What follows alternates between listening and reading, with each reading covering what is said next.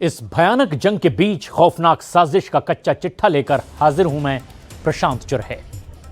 America, Ukraine और रूस के बीच युद्ध समझौते के लिए अबू धाबी में अब बातचीत शुरू हो गई है और यह पहली बार मौका है जब ये तीनों देश एक साथ एक टेबल पर आए हैं। लेकिन इस बीच फ्रांस ने रूस के एक तेल जहाज को पकड़ करके पुतिन को बहुत ज्यादा भड़का दिया है। वहीं ट्रंप की टीम से 3 घंटे तक चली बैठक के बाद पुतिन ने फिर से साफ कर दिया कि युद्ध रुकने की सिर्फ और सिर्फ एक शर्त है और वो है डॉनबास रूस को दे दिया जाए। और इसके लिए ज़ेलेंस्की किसी भी कीमत पर तैयार नहीं हो रहे।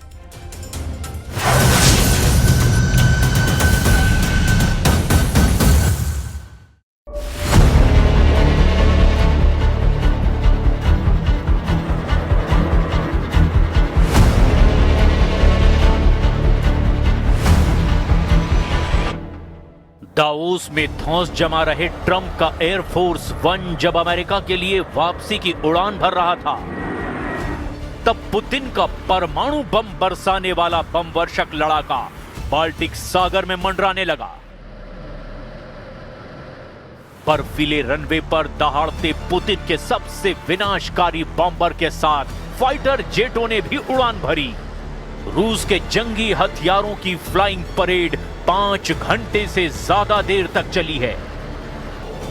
रूस का लॉन्ग रेंज अटैक बम वर्षक Tu-22M3, रूस का फाइटर जेट सुखोई Su-35S और Su-30SM ने एक साथ जंगी ट्रिलर दिखाया है, जिसके बाद यूरोप पर पुतिन के हमले का अलर्ट मिलने लगा, क्योंकि पुतिन को भड़काने वाले 2 कांड हो गए।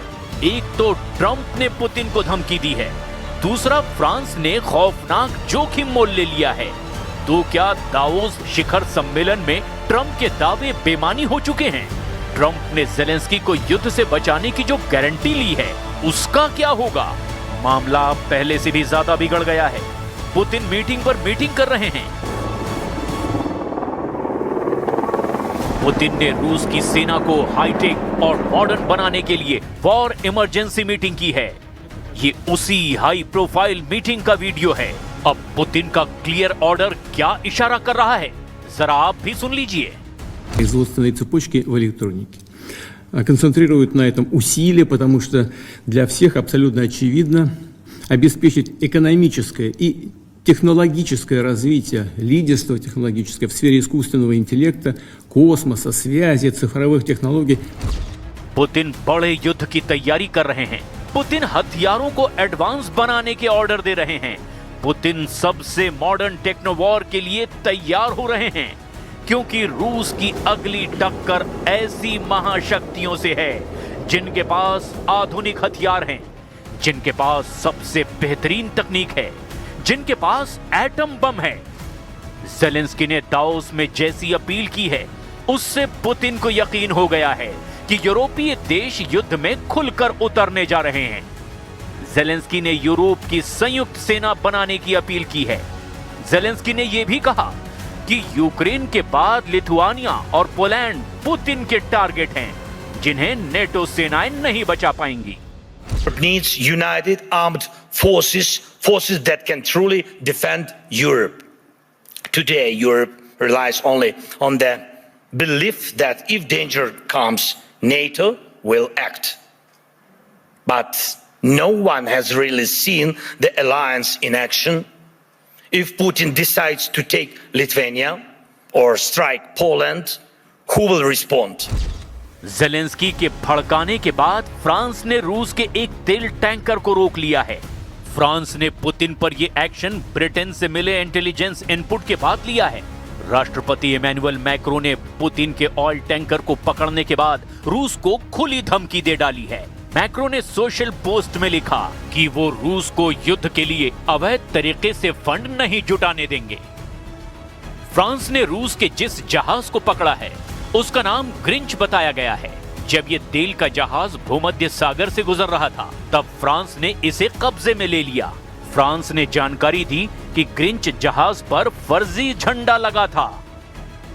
फ्रांस ने इंटरनेशनल कानून का हवाला देकर पुतिन का तेल टैंकर पकड़ा, तो जेलेंस्की खुश हो गए। लेकिन रूस के जहाज को पकड़ना मैक्रों को बहुत भारी पड़ सकता है, क्योंकि पुतिन का दिमाग बहुत ज्यादा गर्म हो गया है। क्रेमलिन में अमेरिकी प्रतिनिधियों से हुई बैठक में पुतिन ने कई बार नाराजगी जाहिर की है। जगह क्रेमलिन, मॉस्को, रूस। हस्तियां प्रेसिडेंट पुतिन, ट्रंप के दूत स्टीव विटकॉफ, ट्रंप के दामाद जेरेड कुशनर और व्हाइट हाउस के सलाहकार जोश ग्रीनबाum। आधी रात ये चारों लोग बैठक कर रहे थे। बैठक का पहला घंटा पुतिन के लिए हाई टेंशन में गुजरा, लेकिन पुतिन युद्ध रोकने के कई ऑफर से खुश भी हुए। दूसरा घंटा शुरू हुआ तो पुतिन ने अपनी शर्तें बतानी शुरू की, जिसे सुनकर ट्रंप की टीम की टेंशन बढ़ने लगी। आखिरी और तीसरे घंटे में प्रेसिडेंट पुतिन फिर उसी बात पर आकर ठहर गए। बात यूक्रेन में जीती गई जमीन की थी। पुतिन ने बैठक इसी पॉइंट पर खत्म कर दी, जिसके फौरन बाद यूक्रेन में ये बारूदी बवंडर दिखने लगा, क्योंकि पुतिन ने ललकारते हुए कहा कि रूस यूक्रेन में जीती 1 इंच जमीन से समझौता नहीं करने वाला। ये युद्ध तभी रुकेगा जब यूक्रेन हाफ हो जाएगा। क्रेमलिन सहयोगी उरी उशाकोव ने मॉस्को मीटिंग की इनसाइड स्टोरी कुछ यूं बताई है। Во Флориде и в ряде европейских столиц. В целом, я бы сказал так, что встреча президента России с американскими представителями. उधर जेलेंस्की ने हर शर्त मान ली है। उन्होंने यूक्रेन को रूस से बचाने वाली सिक्योरिटी गारंटी मिलने का भी दावा किया है। प्रेसिडेंट ट्रंप से दावोस में मिलने के बाद जेलेंस्की युद्ध समझौते के लिए जल्दबाजी में हैं, लेकिन ट्रंप के लिए पुतिन को समझा पाना इतना भी आसान नहीं दिख रहा। हालांकि ट्रंप दावा कर रहे हैं कि पुतिन जेलेंस्की दोनों डील चाहते हैं। ट्रंप के मुताबिक कभी हां कभी ना का असमंजस खत्म हो चुका है। दोनों लीडर युद्ध खत्म करना चाहते हैं। What's happened here is there were times when Putin didn't want to make a deal, times when Zelensky didn't want to make a deal, and it was like opposite times. Now I think they both want to make a deal, but we'll find out. लेकिन Davos का हासिल 0 है। Moscow meeting में भी कुछ खास नहीं निकला। अब रूस, यूक्रेन और अमेरिका एक साथ अबू धाबी में युद्ध समझौते पर बैठक करने के लिए तैयार हैं। ये पहली बार होगा जब तीनों देश एक टेबल पर होंगे। अब तक हुई तमाम कोशिश में रूस ने अभी भी यूक्रेन को सीधे युद्ध समझौते के लायक तक नहीं समझा, लेकिन अब पुतिन ने जेलेंस्की एंड टीम को टेबल पर आने की अनुमति दे दी है, क्योंकि ट्रंप ने पुतिन की ज्यादातर डिमांड मान ली है। बस पेच अब एक बात पर फंसा हुआ है, और वो है डॉनबास, जिस पर पुतिन रूस का कब्जा चाहते हैं। पुतिन के टारगेट पर पश्चिमी यूक्रेन की तरफ 4 बड़े सेंटर हैं। पहला है खार्किव, दूसरा है सुमी, तीसरा है डोनेस्क और चौथा है निप्रो नदी के किनारे पर जापोरिजिया। इन चारों शहरों के आसपास बहुत बड़ी जंग चल रही है, और जेलेंस्की जानते हैं कि अगर इनमें से एक भी मोर्चे पर वो हारे तो पुतिन के कब्जे में 50% यूक्रेन आने में बिल्कुल देर नहीं लगेगी। पुतिन ने 2022 में यूक्रेन में युद्ध शुरू किया। तब उनका सबसे बड़ा लक्ष्य था क्राइमिया को रूस के मेनलैंड यानी कि मुख्य भूमि से जोड़ना। इसके लिए खेरसॉन और मारियुपोल पर कब्जा जरूरी था। यहीं से पुतिन हाईवे बनाकर क्राइमिया तक पहुंचना चाहते थे। इसी वजह से पुतिन ने युद्ध में कोई कमी नहीं बरती। वो उन इलाकों पर और चोट करते हैं जहां वो पहले से मजबूत हैं। यूक्रेन के नक्शे पर ये ईस्ट कॉरिडोर देखिए, यानी डॉनबास का वो रीजन जहां लुहांस्क और डोनेस्क इलाके आते हैं। इसके साथ ही रूस दक्षिण में मारियुपोल और क्राइमिया तक रेड कॉरिडोर बनाना चाहता है, और इन्हीं इलाकों में मजबूत पकड़ हासिल करने के लिए वो यूक्रेन को बांटने वाली नदी नाइपर के जरिए ईस्ट और वेस्ट वाला फ्रंट तैयार करना चाहते हैं। पुतिन अपनी सधी चाल से आगे बढ़ते जा रहे हैं। प्रेसिडेंट ट्रंप उनकी बिछाई बिसात में फंसते जा रहे हैं। जेलेंस्की के लिए युद्ध में हासिल करने के लिए अब कुछ भी नहीं बचा। पुतिन के खौफ से सहमे यूरोप के देश ही अब कुछ कर सकते हैं। यूरोपीय देशों ने अगर पुतिन से टकराने की जुर्रत की तो ये सही मायने में तीसरे विश्व युद्ध की शुरुआत होगी। और मुमकिन है कि ट्रंप इस युद्ध का तमाशा दूर से बैठकर देखना चाहें, लेकिन वो ज्यादा दिन तक हमलों की अनदेखी नहीं कर पाएंगे। जैसे दूसरे विश्व युद्ध में अमेरिका खुद को शामिल होने से बचा नहीं पाया था। जब अमेरिका युद्ध में आया तो दुनिया ने परमाणु धमाकों की त्रासदी देखी थी, मगर ये मौका नाजुक है और पुतिन भी परमाणु युद्ध की यलगार कर रहे हैं। यही सबसे डराने वाली बात है।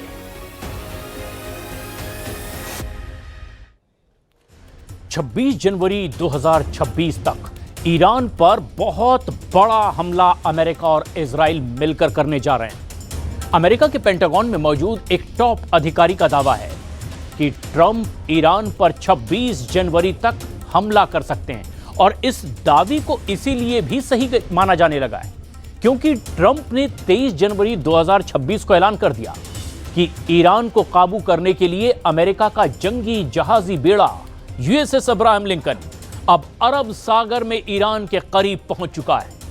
लेकिन ऐसे में सवाल यह उठता है कि क्या ईरान अमेरिका के हमला करने से पहले ही अपने 3000 मिसाइलों से हमला कर देगा?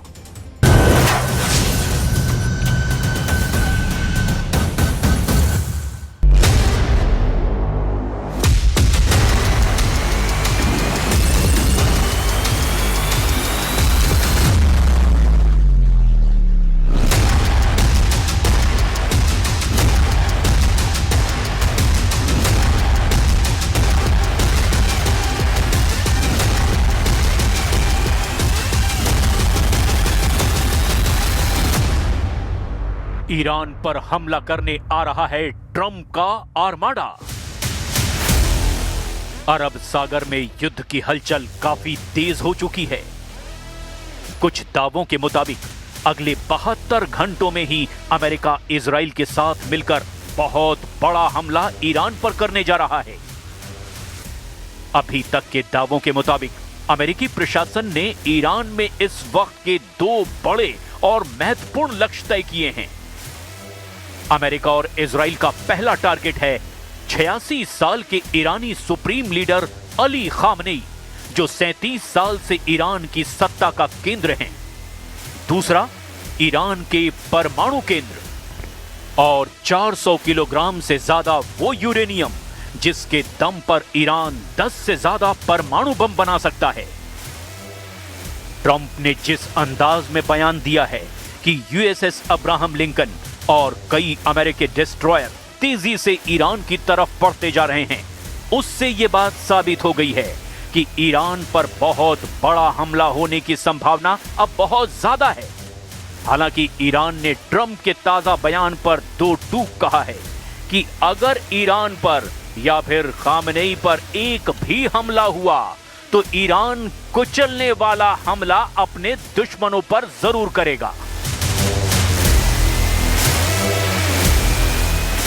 ईरान ने यहां तक दावा कर दिया कि जिस तरह से ट्रंप दावा कर रहे हैं कि उनके दबाव की वजह से ईरान 840 से ज्यादा प्रदर्शनकारियों को फांसी नहीं दे रहा है, उस पर ईरान ने कहा कि ट्रंप झूठे हैं। ईरान दोषी प्रदर्शनकारियों को फांसी हर हाल में देगा। कुल मिलाकर जिस रफ्तार से अमेरिकी नौसेना का सबसे शक्तिशाली परमाणु संचालित विमान वाहक पोत यूएसएस अब्राहम लिंकन यानी CVN-7 मिडिल ईस्ट के बेहद करीब पहुंच चुका है, ये दक्षिण चीन सागर से रवाना होकर अब अमेरिकी सेंट्रल कमांड के अधिकार क्षेत्र में प्रवेश कर चुका है, जिसके साथ दर्जनों युद्धपोत हैं। और इसीलिए अमेरिका के इस विशाल समुद्री जंगी बेड़े पर बोलते हुए ट्रंप ने कहा कि अमेरिका आर्माडा यानी समुद्री जंगी बेड़ा ईरान के करीब पहुंच चुका है, जिसे अब एक तरह से युद्ध का संकेत माना जा रहा है। ईरान पर डार्क मोड में हमले को तैयार अमेरिकी युद्धपोत। जरा कल्पना कीजिए, अगर अमेरिका जमीन, समंदर और आसमान से एक साथ हमला ईरान पर कर दे तो ऐसे हालात में ईरान क्या कर सकता है? क्या वो अमेरिका और इजराइल के संयुक्त हमले के सामने टिक पाएगा? ये सवाल अब इस वक्त खड़ा होने लगा है क्योंकि ट्रंप ने बड़ी ही चालाकी से अमेरिका के सबसे बड़े जंगी बेड़े में से एक समुद्री जंगी बेड़े को ईरान के बेहद करीब हमले के लिए पहुंचा दिया है।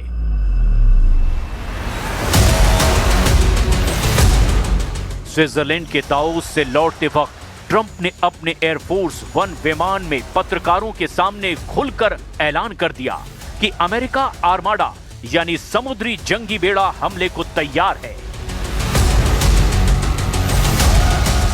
कुछ खबरों में पहले ही दावा कर दिया गया है कि ईरान इस बार जंग जीतने के लिए नहीं बल्कि दुश्मनों को तबाह करने के लिए आर पार की जंग करेगा। लगभग 3000 बैलिस्टिक मिसाइलें ईरान ने एक ही झटके में हमले के लिए तैयार कर रखी है। अब आप ये भी जान लीजिए कि ट्रंप ईरान पर हमला करने के लिए पूरे जंगी बेड़े को क्यों उतार रहे हैं। अमेरिकी नौसेना का सबसे शक्तिशाली परमाणु संचालित विमान वाहक पोत यूएसएस अब्राहम लिंकन यानी CVN-72 मिडिल ईस्ट पहुंच चुका है। यह दक्षिण चीन सागर से रवाना होकर अब अमेरिकी सेंट्रल कमांड सेंटकॉम के अधिकार क्षेत्र में प्रवेश कर चुका है। अमेरिकी राष्ट्रपति डोनाल्ड ट्रंप ने कहा था कि ईरान बातचीत में रुचि दिखाता रहा, लेकिन इस बयान के बाद तेहरान ने चेतावनी दी कि हमारी उंगलियां ट्रिगर पर ही हैं। इस बीच अमेरिका का सबसे विध्वंसक युद्धपोत यूएसएस अब्राहम लिंकन ईरान के करीब पहुंच चुका है। अमेरिकी aircraft carrier USS Abraham Lincoln के साथ पूरा जंगी बेड़ा चलता है। इस युद्धपोत को अमेरिका के दुश्मनों का काल माना जाता है और कहा जाता है कि ये युद्धपोत अकेले ही ईरान की पूरी सेना को धूल चटा सकता है। इसके साथ स्ट्राइक ग्रुप में गाइडेड मिसाइल क्रूजर, विध्वंसक जहाज, सबमरीन और अन्य युद्धपोत भी शामिल होते हैं। यूएसएस अब्राहम लिंकन को समंदर में चलने वाला सबसे बड़ा जंगी बेड़ा माना जाता है और इस युद्धपोत पर अमेरिका के सबसे घातक लड़ाकू विमान तैनात होते हैं। अमेरिकी नौसेना सुरक्षा कारणों से युद्धपोत को गहरे समंदर में डार्क मोड में चला रही है, यानी इस वक्त युद्धपोत के ट्रांसपोंडर बंद हैं, उसके सिग्नल नहीं मिल रहे हैं। अब आप ये भी जान लीजिए कि जिसे अमेरिकी नौसेना का आर्माडा कहा जा रहा है, उसमें कौन कौन से जहाज हैं जो ईरान के लिए काल बन सकते हैं। इस आर्माडा यानी जंगी बेड़े में शामिल मुख्य विध्वंसक और सहायक जहाज शामिल हैं। यूएसएस अब्राहम लिंकन बेड़े का नेतृत्व कर रहा विमान वाहक पोत है।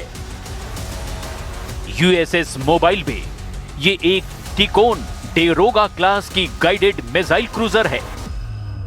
डिस्ट्रॉयर स्क्वाड्रन 21 यानी डेस्रॉन 21, इसमें कई घातक अर्लेबर्ग क्लास डिस्ट्रॉयर शामिल हैं, जिनमें मुख्य रूप से यूएसएस माइकल मर्फी यानी DDG 112, यूएसएस स्प्रूअंस यानी DDG 111, USS Frank E Peterson junior मतलब DDG 121 साथ चल रहे हैं। इसके अलावा यूएसएस जॉर्ज H.W. बुश के नेतृत्व वाले एक दूसरे स्ट्राइक ग्रुप के भी क्षेत्र की ओर बढ़ने की खबरें हैं। इसके अलावा अमेरिका ने मिडिल ईस्ट में अतिरिक्त F-15E स्ट्राइक ईगल लड़ाकू विमानों की तैनाती की है। ईरान के पास फारस की खाड़ी और ओमान की खाड़ी में पहले से ही यूएसएस मिटशर और यूएसएस मैकफॉल जैसे डिस्ट्रॉयर तैनात हैं।